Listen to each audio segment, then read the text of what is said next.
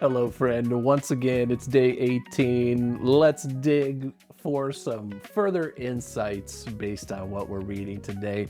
We're looking at Genesis 17, 19 through 27, an emotionally rich and complex day in the story where God answers yes to some of Abraham's prayers and no to others. So I've got, of course, the reading guide open here, pulling up a few of these questions. I like to throw these in here. Use what you want, use what helps you.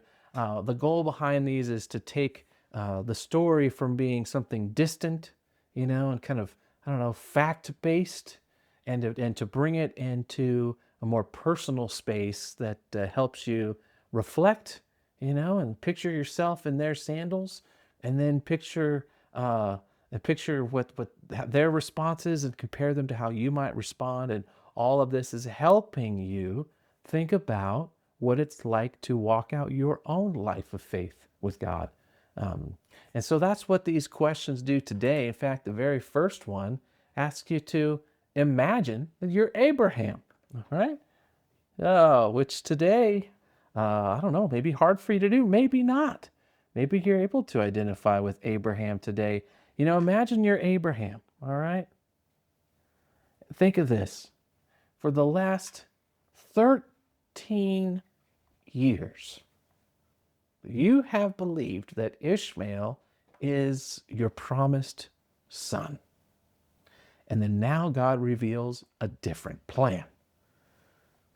What's going through your mind? How do you react to this? All right. Again, this is personal, so there's no wrong answers. We're just looking to anchor it into what we know from the Bible story, and then, put yourself in his shoes. I mean, this is emotionally complex. If I'm Abraham, uh, I could be feeling lots of shame. I got to be thinking, what's this going to do to Ishmael? How will Hagar take the news? Or even he's thinking further back, how did I get the signals from God so wrong? Remember when God, the angel of the Lord, came to Hagar at the well, and when she had run away from Sarah, and God had told her through that angel of the Lord that what Ishmael's name would be, what his future would be like all of that are the kinds of things that surround special, miraculous even births, and so Abraham may be thinking, how did I get this so wrong? For 13 years I've been invested in this, and and now it's bringing hurt and confusion to me and to my son and my family, right? So there could be shame there, or there could also be blame, all right? Why didn't God stop me? Why didn't God say something sooner? It's been 13 years, man. Could have said something when the Hagar suggestion was getting tossed around, but so it's God's fault, right? It could be all of the above. It could be going through a journey of, from one to the other. God, why didn't you stop me? And then, God, how did I get it so wrong? All of this combined, right? So this is, we often think of this story as like, oh, good news, Isaac's coming, you're going to have a baby, and like, I felt like maybe perhaps some of us have experienced these circumstances surrounding when you find out the news, hey, you're going to have a kid. Joy, sure, but it's complicated, right? Because family is complicated, life is complicated.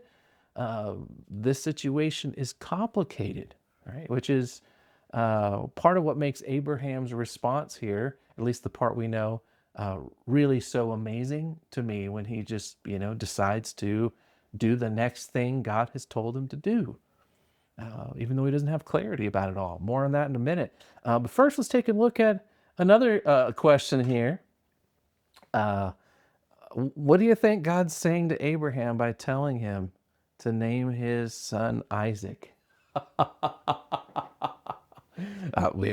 We are still laughing right along with Abraham in the story, even today, right? It's rich, it's ironic, and it's so identifiable. We can identify with it, can't we? Oh man, we've all we've all given birth to an Ishmael or two in our own lives. Am I right? So what's God saying here? You're going to name him Isaac. Is God throwing it into Abraham's face?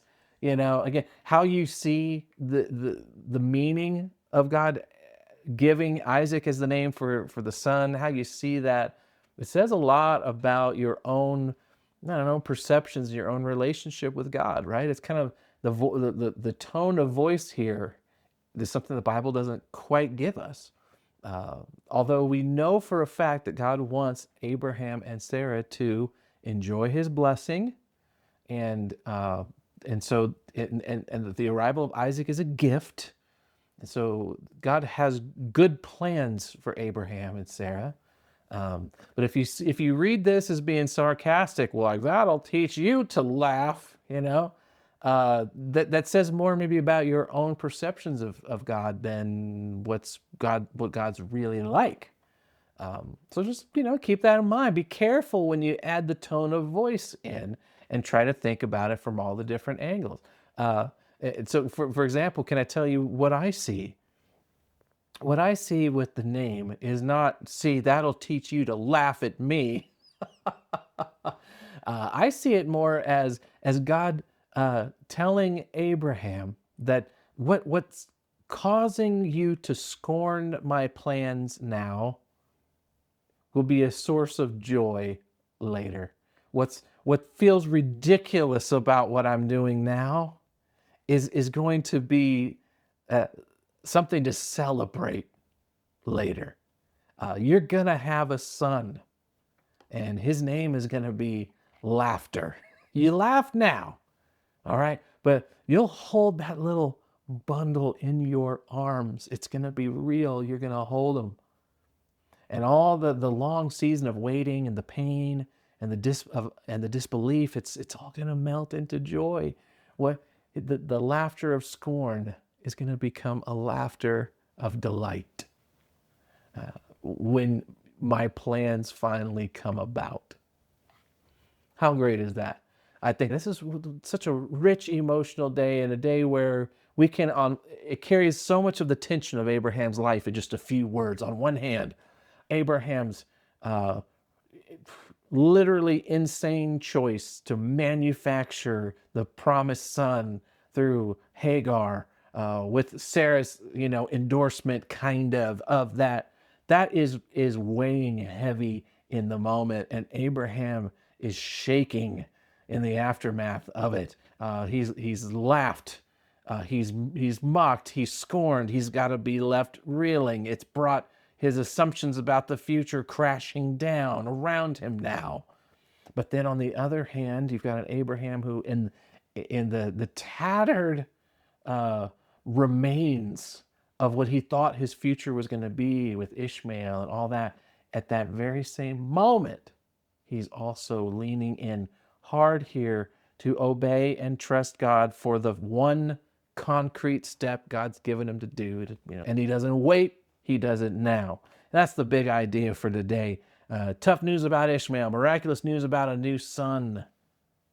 You got new names for Sarah and Abraham, and a very personal ritual that signals trust in God's covenant. And this conversation's got a lot for Abraham to process. Many questions remain unanswered, but Abraham still immediately circumcises his entourage like God asked. And this is the line right here: trust before answers. Trust before answers. That's a hallmark of a life of faith and friendship with God.